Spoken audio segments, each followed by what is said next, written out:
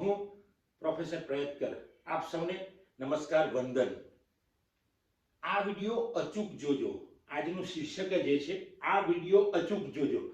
ખૂબ સરસ વિડિયો, ખૂબ સરસ ઉદાહરણો આપીને આ વિડિયો તૈયાર કર્યો છે। મિત્રો, વાદા રહા પિક્ચર મેં હમણાં એ મૂવી જોયું, બહુ સરસ મૂવી, એની અંદરથી પ્રેરણા ખૂબ લેવા જેવી છે। બોબી દેઓલ અને કંગના રનાવતની પિક્ચર હતું। સરસ મૂવીની અંદર એક નાનકડું બાળક, એનો રોલ જબરજસ્ત છે। બોબી દેઓલ એક બહુ પ્રખ્યાત ડોક્ટર હોય છે, એને એવોર્ડ પણ મળે છે એના કામના, અને જબરજસ્ત એની ખ્યાતિ હોય છે। પણ અચાનક એક દિવસે કોઈક બાળકને બચાવવા જતા જતા એનો અકસ્માત થાય છે, અને અકસ્માતમાં બંને હાથ અને પગ બંને કામ કરતા બંધ થઈ જાય છે। એ બોલી શકે છે, બધી ક્રિયાઓ કરી શકે, સાંભળી શકે છે, પણ હાથ અને પગ એના હલતા નથી અથવા તો કામ કરતા નથી। આ સમય દરમિયાન એ માયુસ થઈ જાય છે। એને એની જે પ્રેમિકા હોય, કંગના રનાવતે પ્રેમિકાની ભૂમિકા ભજવી છે, એ પણ એનાથી દૂર થાય છે, કારણ કે એને પ્રેમ કરે છે। એ સંદર્ભમાં એની પ્રેમિકા એવું સમજે છે કે જો હું એને દિલાસો આપીશ, આશ્વાસન આપીશ તો એ પાંગળો થઈ જશે અને એ સહન કરશે નહીં, કારણ કે હું આવી પરિસ્થિતિમાં હું કોઈની દયાની ભીખ નહીં લઉં। એવી માનસિકતાથી એની પ્રેમિકા પણ દૂર થઈ જાય છે। પણ ત્યાં હોસ્પિટલમાં એક સુંદર બાળક આવે છે અને રોજ કંઈક ને કંઈક કહીને બોબી દેઓલ, જે પેલો મુખ્ય પાત્ર હોય છે, એને પ્રેરણા પૂરી પાડે છે। શરૂઆતમાં બોબી દેઓલ એની પ્રેરણા લેતો નથી અને એને ગેટ આઉટ, ગેટ લોસ્ટ કરીને અપમાન કરે છે પેલા બાળકનું, પણ બાળક હંમેશા બારીમાં જોઈને કહે છે કે જબરજસ્ત સૂર્ય ખીલો છે, પ્રકૃતિ ખીલી ઉઠી છે, હવે પેલા દીદી અને ભાઈ આવશે અને બંને એકબીજાને મળશે। આવા જુદા જુદા રોજ ઉદાહરણો આપે છે।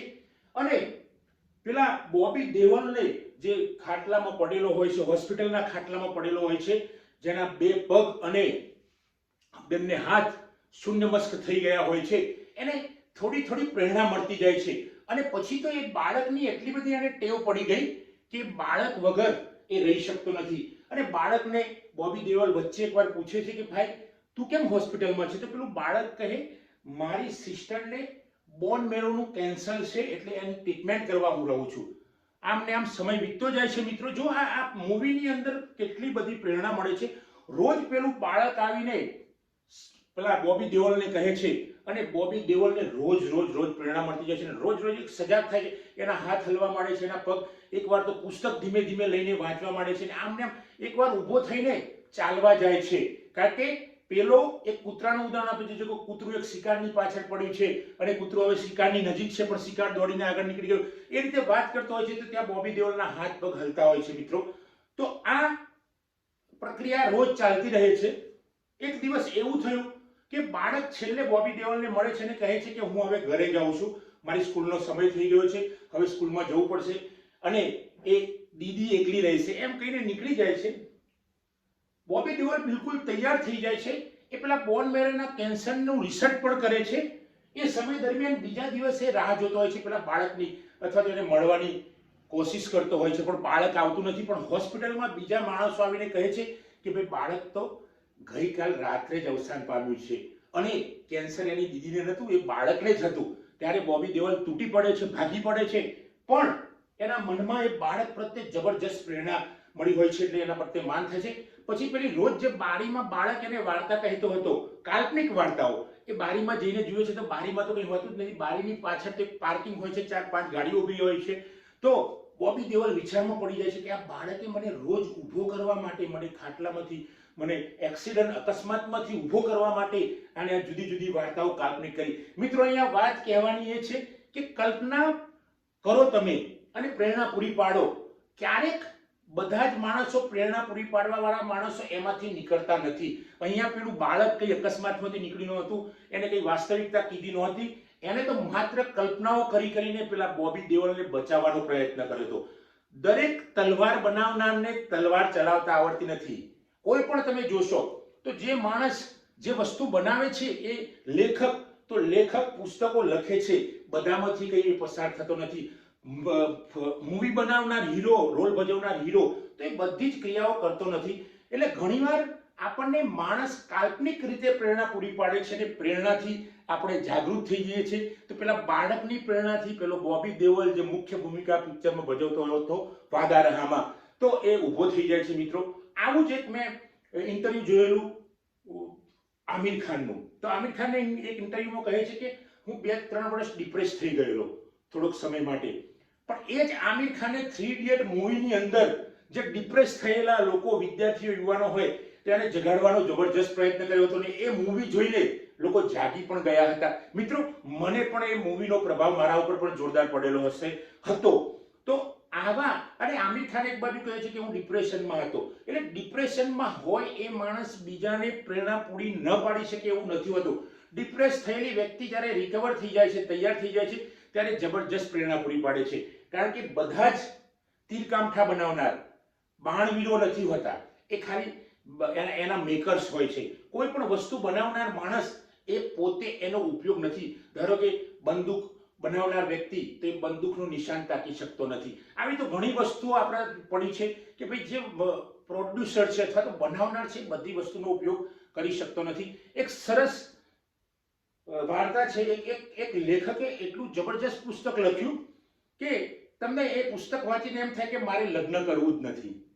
તો એક રાજાએ આ પુસ્તક વાંચ્યું અને એને પણ વૈરાગ્ય આવી ગયું અને એ નક્કી કરે છે કે મારે પુસ્તક, બધા જે પુસ્તક એ વાંચે એ બધાને વૈરાગ્ય આવી જાય.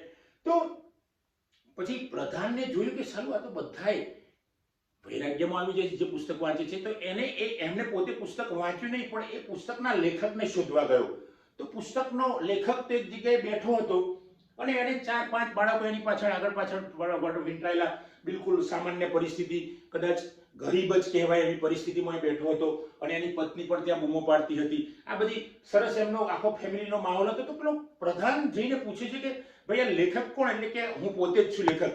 તો તમે તો લગ્ન કરવાની ના પાડી છે, આ પુસ્તકમાં જબરજસ્ત તમે એની ભલામણ કરી છે ને તમે તો આટલા બધા બાળકો પછી લઈને બેઠા છો, આટલા બધા બાળકો છે, તમારી પત્ની છે, ફેમિલી છે, પરિવાર છે, સરસ. તો તમે કેમ કે હું તો માત્ર લેખક છું, લખનાર છું, મારે કરવું એ જરૂરી નથી.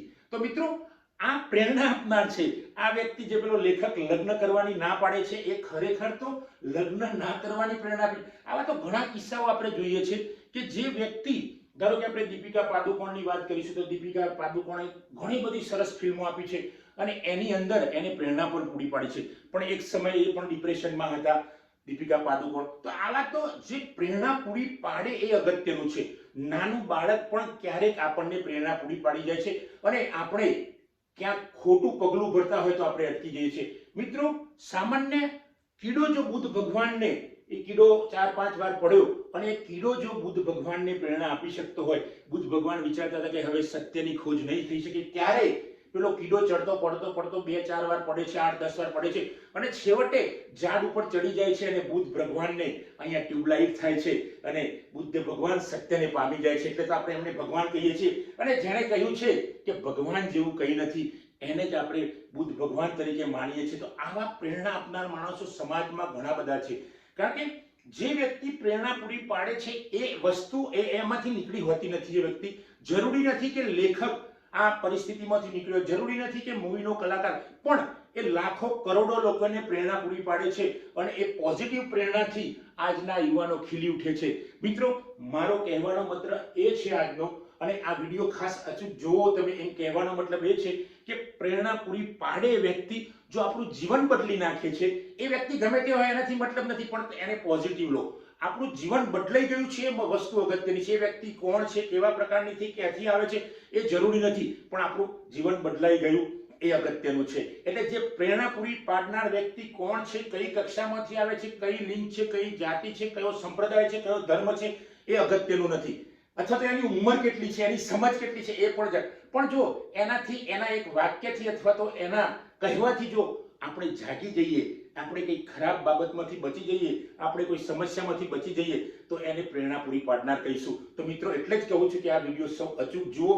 જો મિત્રો આપને આ વિડીયો સારો લાગ્યો તો કોમેન્ટ કરો, લાઈક કરો, શેર કરો અને જો મારી ચેનલ સબસ્ક્રાઇબ ન કરી તો સબસ્ક્રાઇબ કરો. જય હિન્દ, જય ભારત.